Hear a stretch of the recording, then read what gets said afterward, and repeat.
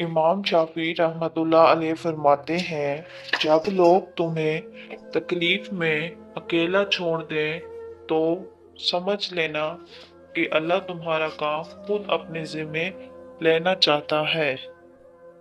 तौबा जबान से नहीं, अमल से होती है।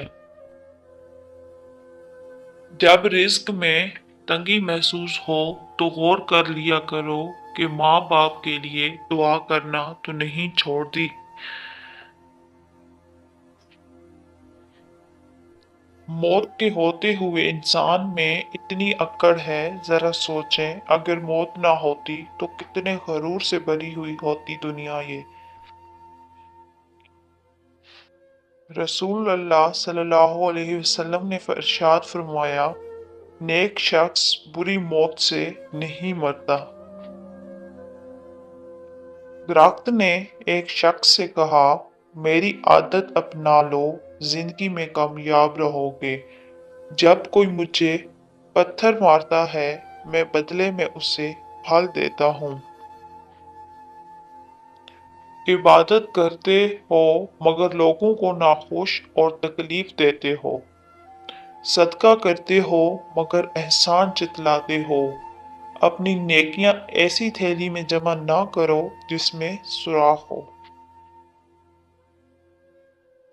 कुरान मजीद में जितनी भी कौमों की तबाही का जिक्र है, इनमें से एक भी कौम की तबाही की वजह रोजा, हज, ज़कात छोड़ना नहीं थी, बल्कि कम तोलना, रिश्वत सतानी, इंसाफ न करना, किसी का हक खाना, मिलावट करना, किसी को नाहक कत्ल करना था।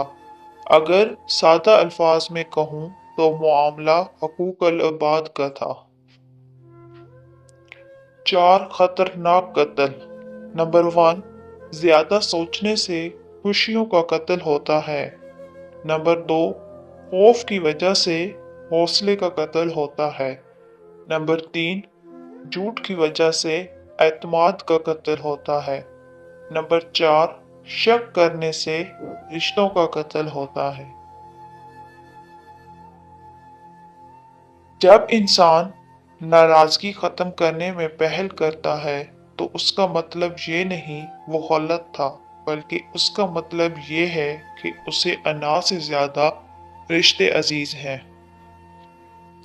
सदका करने से कभी मत रुकना। नबी सल्लल्लाहु अलैहि वसल्लम ने फरमाया, खैरात को मत रोक वरना तेरा रिस्क भी रोक दिया जाएगा। वो कहीं न कहीं से वसीला बना ही देता है, वो अपने बंदे को तड़पता हुआ नहीं छोड़ता। रिश्तों के बाजार में आजकल वो लोग हमेशा ही अकेले पाए जाते हैं जो दिल और जबान के सच्चे होते हैं। ज्यादा की हवस हासिल का लुत्फ भी नहीं लेने देती। तेरी परेशानी गाने सुनने से नहीं, बल्कि नमाज पढ़ने से खत्म होगी।